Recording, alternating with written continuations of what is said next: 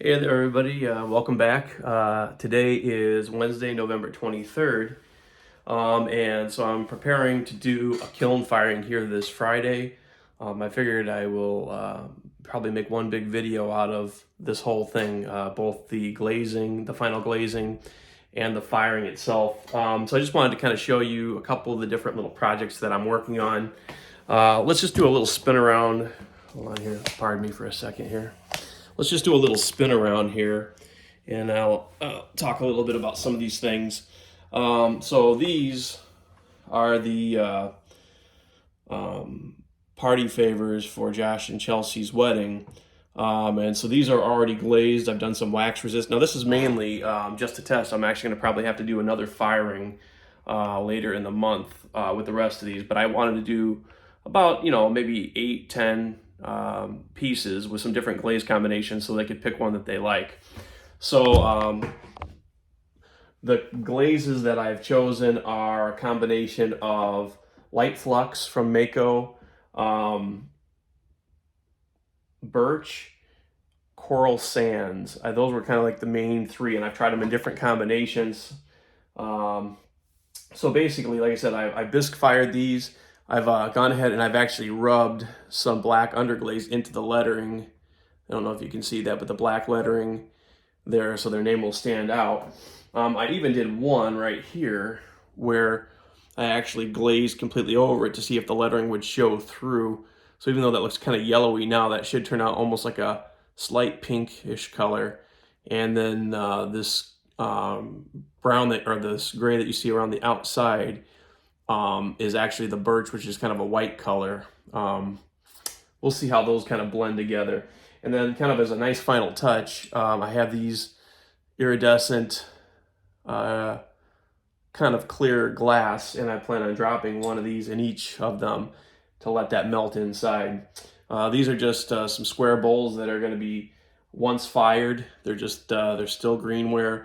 They're already glazed on the inside with Celadon, and underneath I actually took some red iron oxide slip and with a little applicator bottle squirted some different patterns on the insides of these, so you really can't see them too much now. This one had some polka dots and stripes inside. The other one had some big stripes. I've been playing around more with like some wax resist and some more staining techniques with some bisque fired, which I talked about I think maybe in previous videos. These are some more tankards and jugs and things like that. Like here's another jug I did where I did some red iron oxide, wiped it back so you could actually see the chatter marks, and then I went ahead and wax resisted it before I dipped it in the Celadon. And I probably will do a slip decoration here on the rim before I fire that. Just some other little cups, same type of technique on those. This one is very interesting. So this has obviously been fired. This is bisque fired already. So I actually dipped red slip on it, and then I did Celadon over it, and then I sgraffitoed back into the slip. So we'll see how that turns out. And then what I did here, this is something else I've really wanted to try. I know that it might not be that easy to see, but you can probably see a pattern here that I've brushed on in Celadon. Now I'm going to actually take red iron oxide and decorate over the top of that, so that I found that when you paint red iron oxide directly on the clay, it kind of the image gets kind of fuzzy in the firing, but wherever it actually has some glazing under it, it's very crisp. So what I would like to do is actually now, hold on, if I can get this camera to stay, give me 1 second. So I can get both hands to talk here. So I'm gonna highlight all this in the red iron oxide, which should keep it crisp, and then I'm gonna blow wood ash over the rest of it. So it'll be kind of rough, except for right where the actual motif is, and then that should come out kind of bright. So looking forward to seeing how that turns out. We got some spoon rests here that my mom has done, a little soap dish she did for a brother in her congregation, some different shot glasses, some shot glasses that I've done with some wax resist, so I think those will kind of come out neat. This is something else that I've been really wanting to try for a while, is using some red iron slip and then actually sgraffitoing back through it. I've actually seen other potters do this. Usually it comes out pretty matte on the outside, but then the glaze on the inside should be a milky white.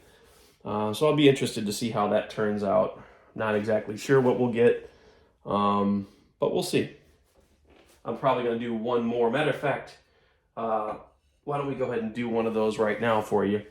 And bear in mind now, the ones that I'm doing right now, these ones that I'm going to carve and glaze, there it is. This has not been bisque fired. This is raw right now. So let me bring you down here. This is basically what I'm going to dip into right here in the red bucket, which is a red slip. I'm not really sure how good I'm going to be able to get the camera in there for the dipping process, but let's just see what we can do here. Let's see if I can.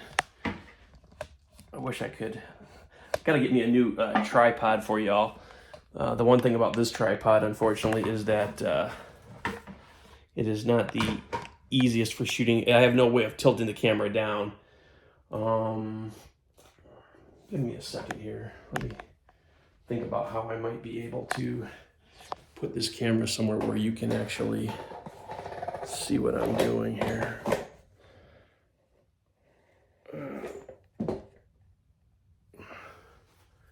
That should work.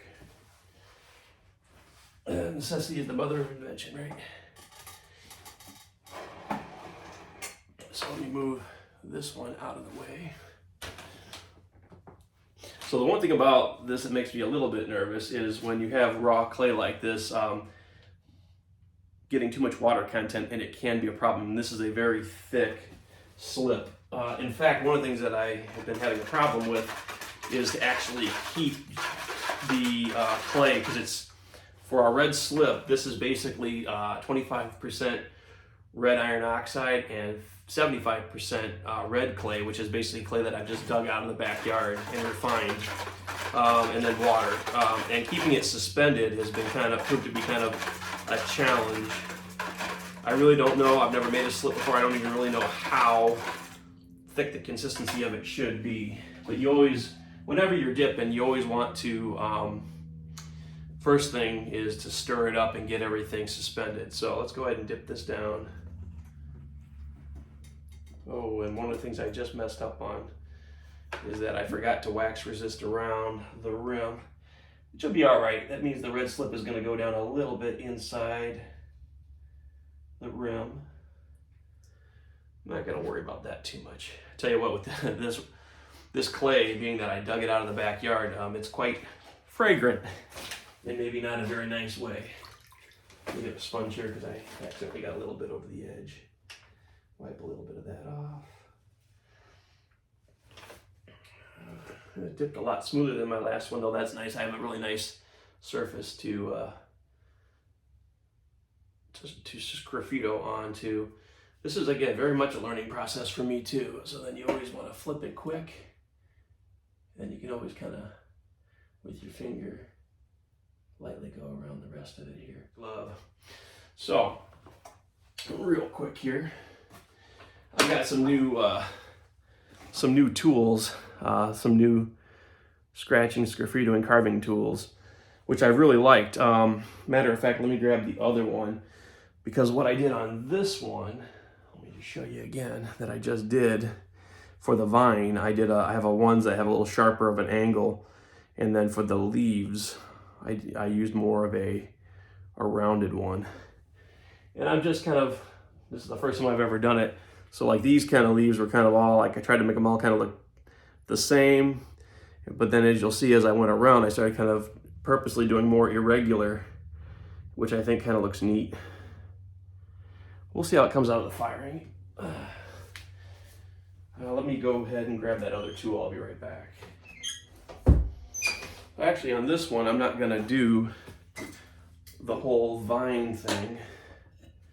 I'm gonna just do a couple of nice little carvings here. So, I don't know if you can see this here.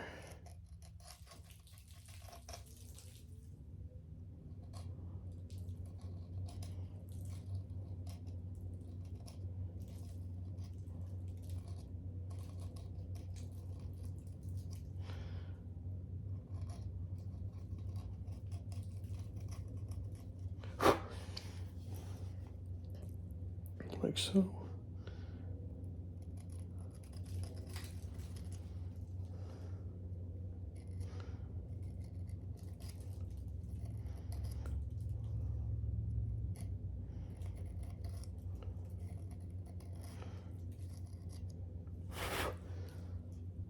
I don't know if you can see that.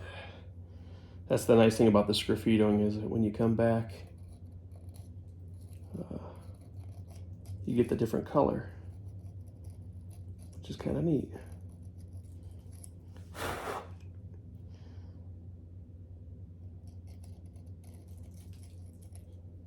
And that's what also I'm finding kind of fun about this tool is, so when you cut with it very flat, sorry, I don't know if I'm in the camera. If you cut with it really flat, it's a very wide cut, but then as you bring it to the side, you can make it very, very thin like so.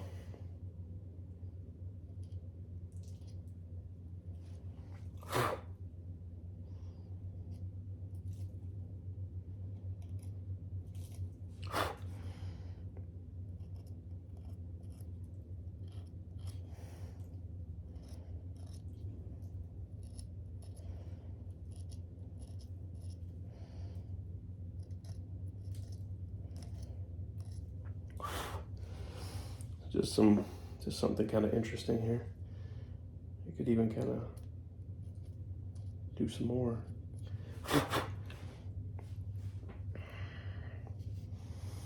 Yeah, we'll do another one over here, maybe. Maybe something a little bigger, bolder.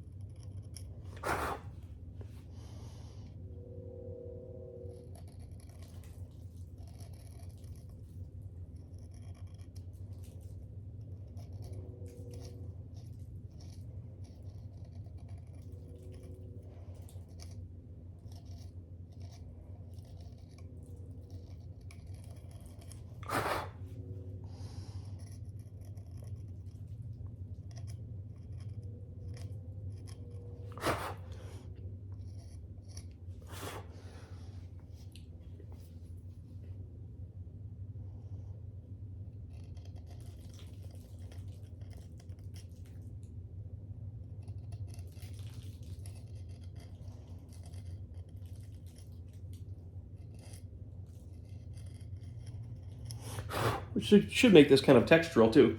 One of the things I'm thinking about doing, I might do, is some of these, you could pour like another glaze over it and it'll kind of highlight some textural qualities. But I was actually thinking about trying to do that on maybe some of my wavy mugs instead of these. My wavy mugs have a lot of like undulations in them going down the side, and I'm thinking that the other glaze might pull up in some areas and kind of highlight some of the curves. So just let's try maybe one more over here.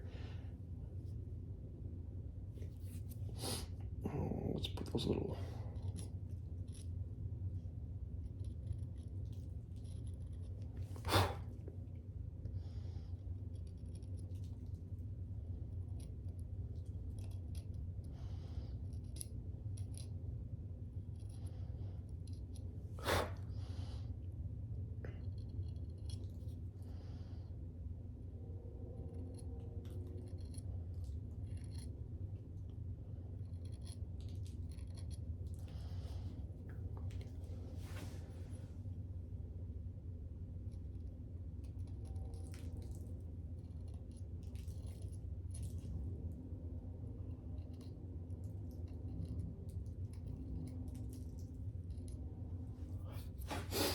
So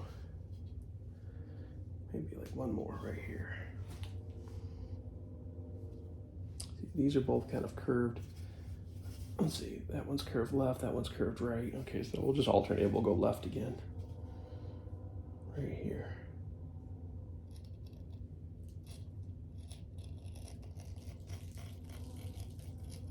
But we'll make it trail off more that time.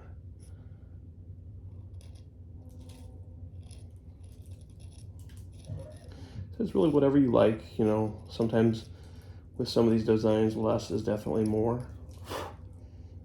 You can kind of go a little crazy sometimes.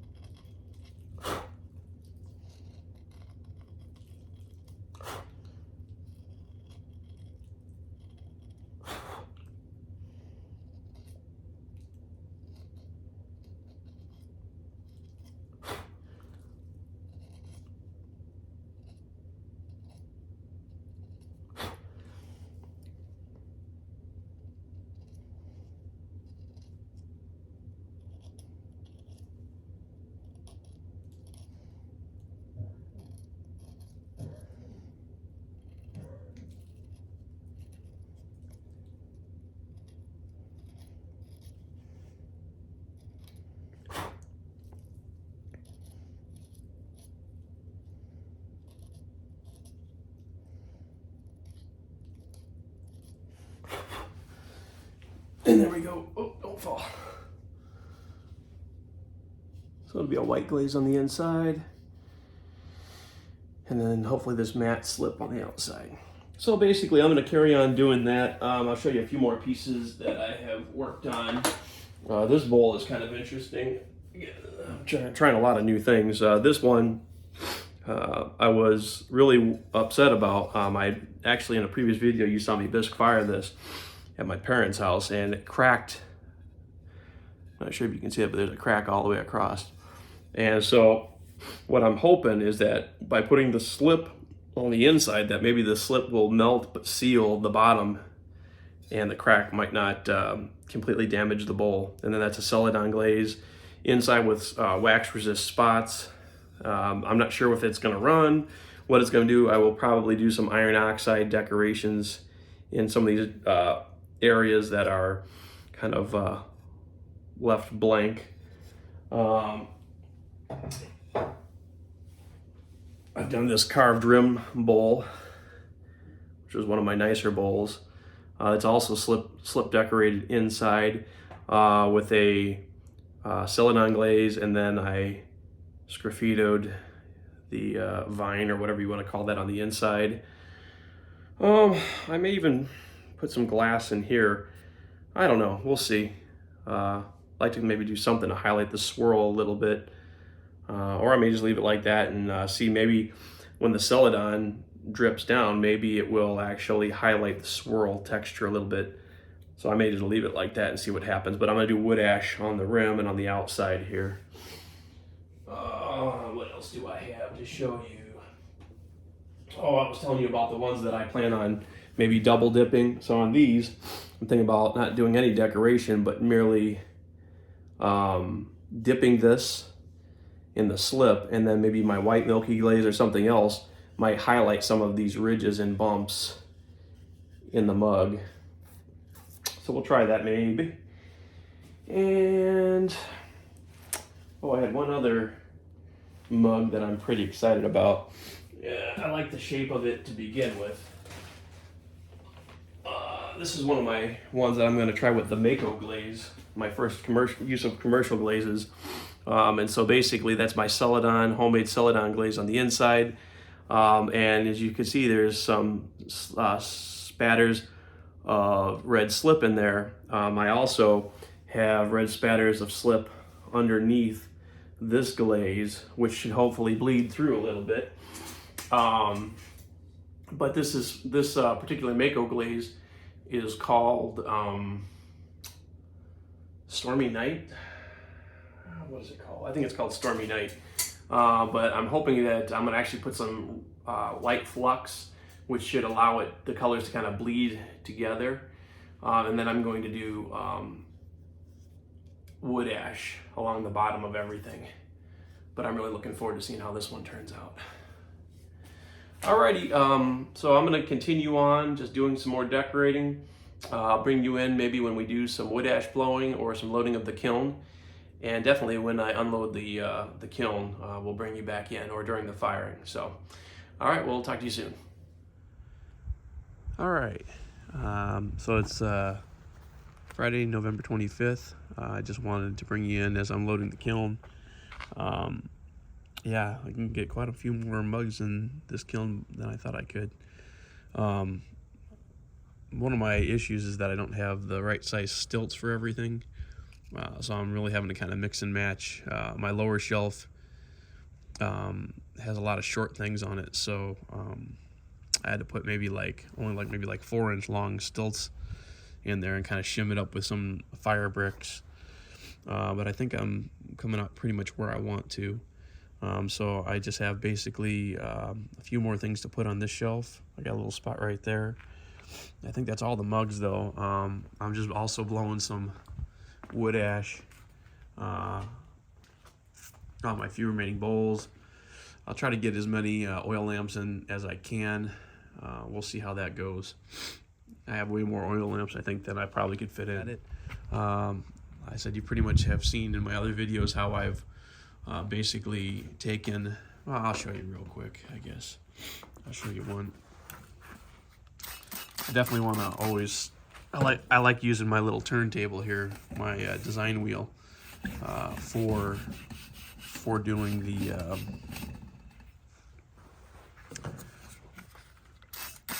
wood ash. I feel like I get a nice even coat as I spin the wheel and blow. Which again, I don't know if I'm gonna be able to do that with the camera actually. So yeah, but basically you've seen this before, basically where I take and I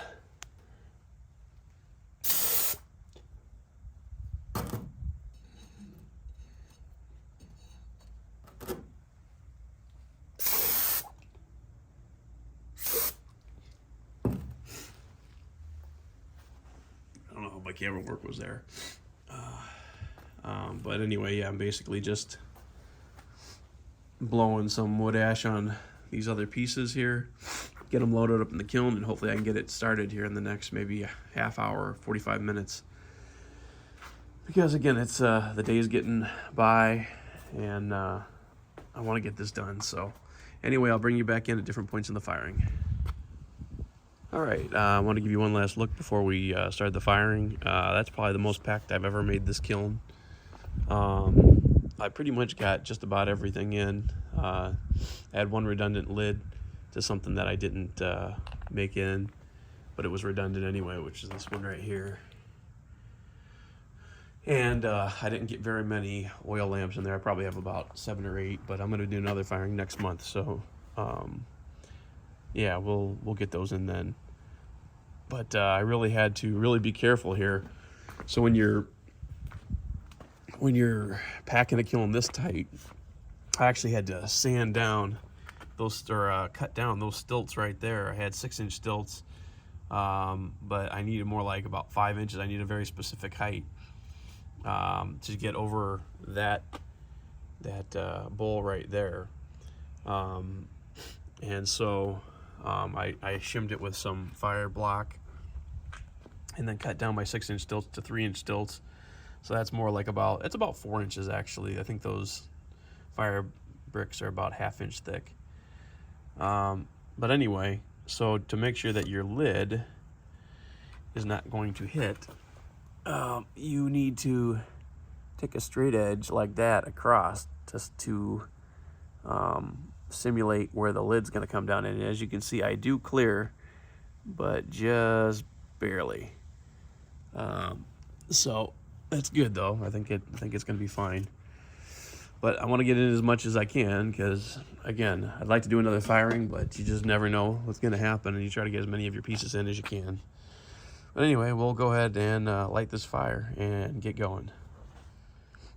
Okay, we're ready to go ahead and start the firing. It took me a lot longer than I thought to get everything set up.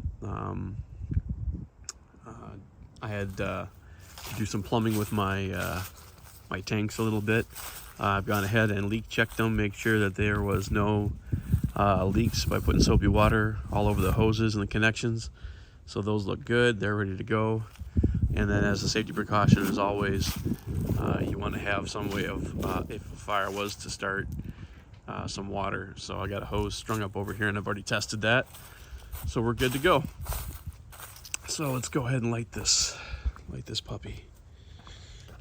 So obviously we want to start very gently to begin with. All right. So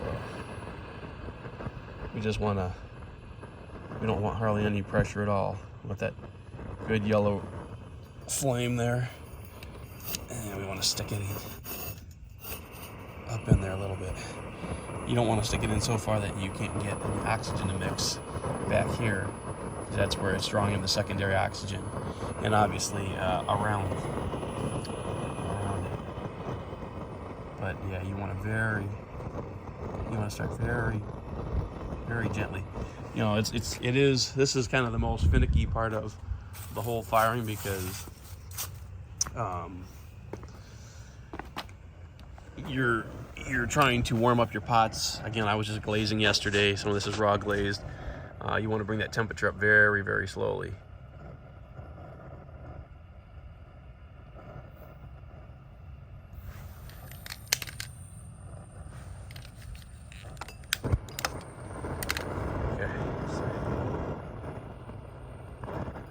But the one thing you always worry about is the wind killing your torches. When you start real slow like this, the wind can just come along, and it's pretty calm out here today though, but the wind can just kind of come and knock your flame out. And then if you're not watching it, you don't see it go out, because obviously then I'll be right inside the house watching it through that window, keeping an eye on my flames.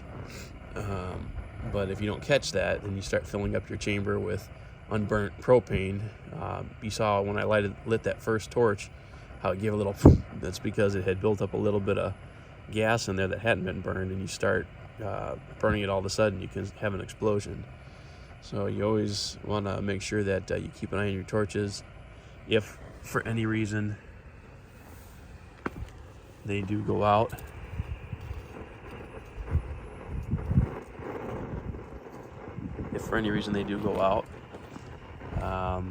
and you didn't catch it, best thing to do at that point, if you're not too hot, is to just go ahead and shut everything off and give the kiln a chance to ventilate and breathe. If it's not too hot, you could even open the top and let it air out, and then restart. Yeah, I wasn't really paying attention either. I didn't put my thermocouple in until the very end. So there's a pot right on the other side of that, a tankard or a mug. But as long as I don't push it in much further than that, I should be okay. Let's see if we're reading anything on the pyro right now. So we're reading 65 degrees. And again, you just want to start this first maybe half hour, 40 minutes, hour, pretty gentle, and just warm the pots up gradually. Once you're sure all the water's out of them, then you can start really going for a rise in temperature. So as I said, for the first hour here, probably 45 minutes, I'm just gonna let it go pretty nice and easy. Some guys will come down to their kiln like 2 hours ahead of time and just candle them, or some will candle them all night, but I think that's a little excessive. Again, even at 150, 200 degrees, you should be able to drive out the moisture over time. So yeah, I'm just starting to feel a little bit of warmth from the chimney. But anyway, we'll bring you back in as we go through the firing. Okay, so it's about 6:45, and we are currently at 1665. 1665. which actually, so we've had a few issues. Let me turn this down a little bit. We're still a little faster than I want to be.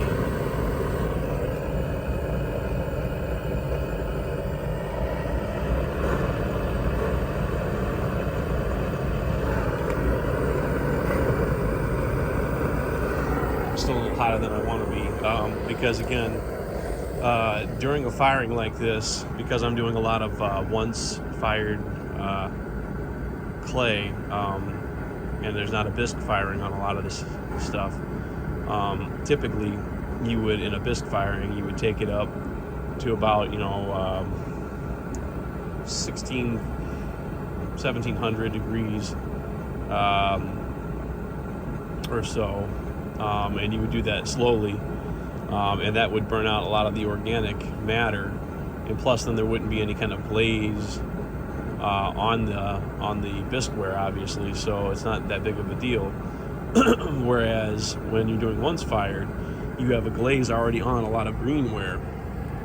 So what can happen is, if you take, and it actually happened to me on my first firing, that a lot of my glazes didn't turn out very nice. There was a lot of bubbling and things like that. What I didn't realize was when you were doing once firing, from about 1300 degrees to about 1650, you need to take that span of temperature really slowly, because you're burning out the organic matter out of the clay before the actual glazes start to melt. Because if you don't do that and the glazes melt and you're still burning out the organic matter, then it's going to create these gas bubbles in your glazes, and it won't be smooth at all. And so I didn't know that on my first firing.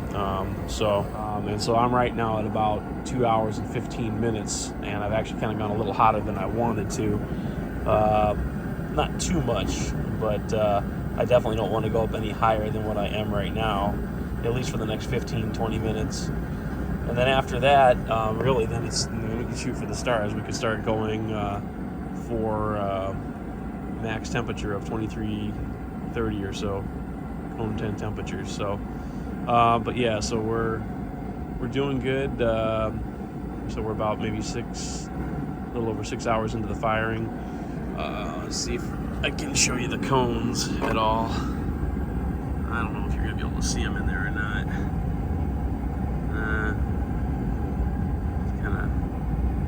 Kind of hard to see. It's kind of bright in there. But there's the cone. You can kind of see it there. And then the one on the bottom is even more so and brighter. Like I said, this kiln gets a lot hotter. There's the cone right there. You see it? Right there. Like I said, it gets a lot hotter at the bottom than at the top. Matter of fact, I'm going to have to go get my welding hood here in a few minutes, because it's going to start getting to the point where I'm going to have a hard time seeing it myself. But I actually had a little bit of a hiccup too. I had just bought a brand new torch, weed burner, at Harbor Freight, and it looks like it's kind of a newer design, and I'm not too thrilled.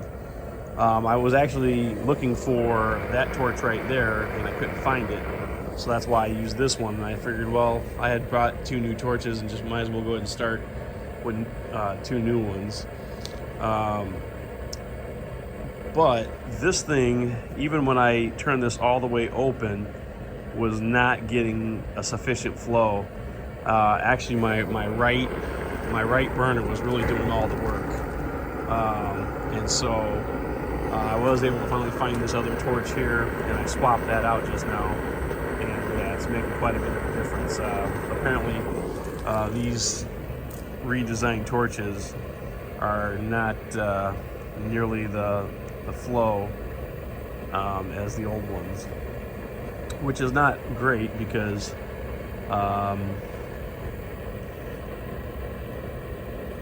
once, after so many firings, these torches pretty much got to be replaced. Although what I probably could do, I suppose, is I could actually take this head unit off this new one and put it on the old one and still use the old regulators.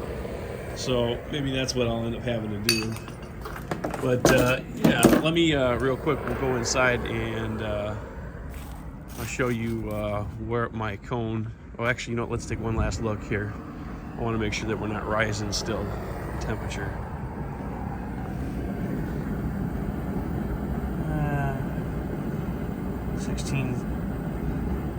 1664, it's still dropping. It's good. We want to kind of hold there probably for another, say, 15-20 minutes. Okay, so here is my temperature graph. This blue one that you see here was actually my previous firing. Really, I'm mainly worried about this corridor here again from 1300 all the way to 1650. Basically, I really was kind of falling behind a little bit, and I just decided to kind of crank it up and get it to over 1300 and then slowly go up after that. So again, we're right now coming up on about 7 o'clock. And like I said, after about 7 o'clock, I think we'll go ahead and really start to shoot for the final temperature and see if we can kind of wrap this up a little bit sooner. Maybe do it 9 or 10 hours as opposed to 12. So anyway, we'll bring you back in maybe when we're in the reduction phase, and then that will wrap it up for this clip, and then we'll do another clip for the unloading. Okay, so it's a little after, I think, 8:30, and we are currently at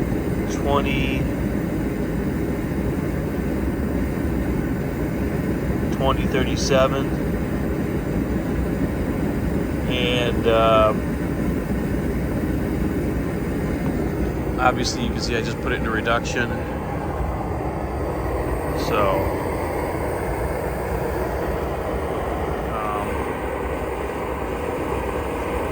yeah, we're under a good reduction now.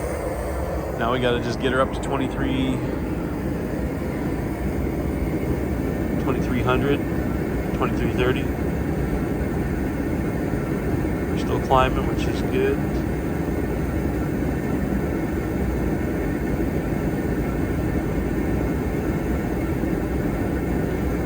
Probably don't need to have quite that kind of reduction.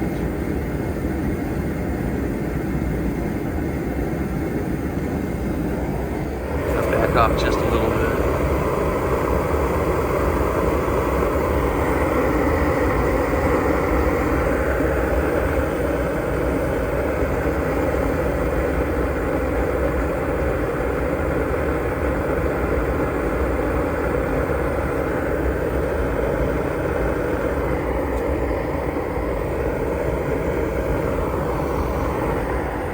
Got a reducing flame.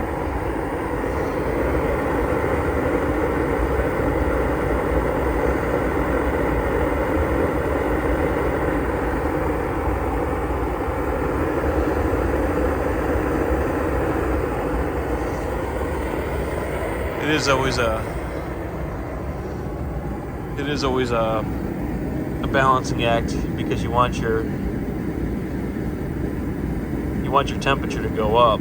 So if you go overly reduced, you lose your efficiency, and your temperature actually will go down. So you want to find that balance, which I've actually found with this kiln. I'm able to get a pretty good balance. I'm able to get a good reduction and still go up in temperature. So anyway, I'll bring you back in when we knock the cone over, and then we'll end this video. Okay, so we're at 2345 on the pyro. Still got a very good reduction. This is really fast firing. I'm actually only at like 8 hours and 45 minutes right now. And the bottom cone is already over.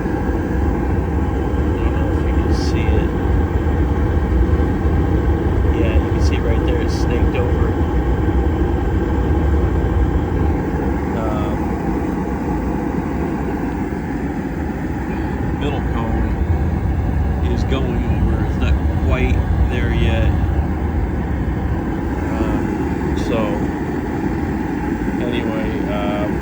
yeah, looking good though. Good reduction. We're still climbing too, even with the reduction. 2351, so it's going over. So yeah, that's pretty much it. As soon as the other one goes over, I'm going to kill the gas, and that'll be the end of it. So there's a good firing. Hopefully we'll do a video tomorrow where we unload the kiln. Okay, thanks for joining me, and again, if you enjoyed the video, please like and subscribe and share it with others who might enjoy it. And until I see you next time, don't be afraid to get your hands dirty. Talk to you later. Bye.